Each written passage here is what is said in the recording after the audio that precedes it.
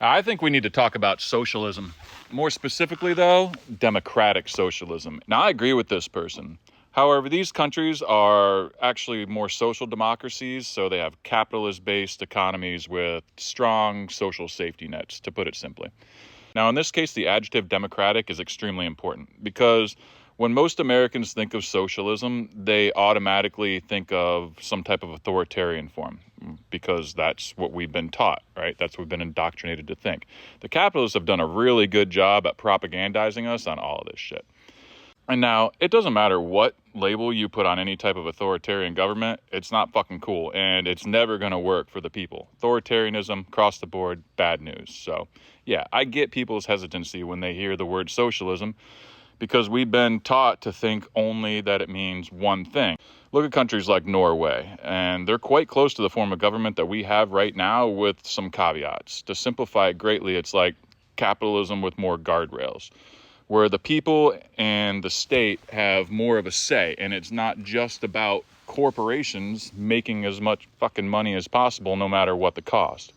Social democracies like some of these Scandinavian countries we point to are great examples of what I think we should strive for. Because we all know that unfettered capitalism doesn't work. It doesn't work for the average person, and any system that values profits over people will never serve the working class. And we already use socialist policies in a lot of things like firefighting, snow plowing, and all types of other shit. So we have to ask ourselves questions like, why is the energy industry for profit?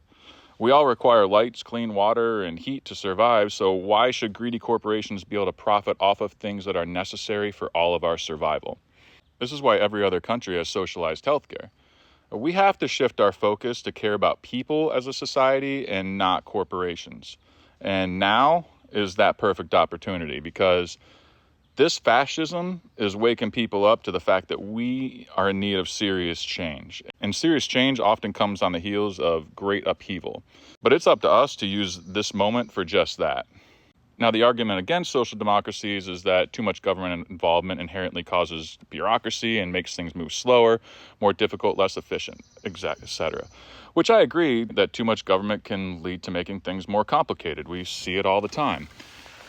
But there has to be a balance, and everything can't just be about making a fucking profit and making about money, because we see where that gets us. That gets us here.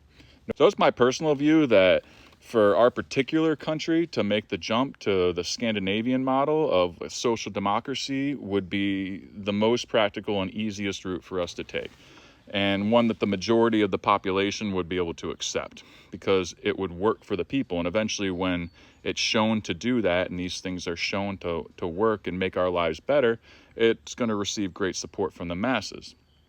Now, I'm not saying everything's going to be fucking fine and dandy, of course, but that route would sure as hell be a lot better direction than this late stage capitalist hell turned fascism that we're currently fighting our way through.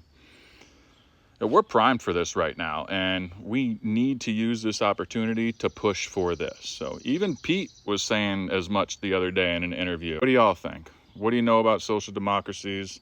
Let me know what you think in the comments. In any case, fuck these fascists. Do not fucking comply.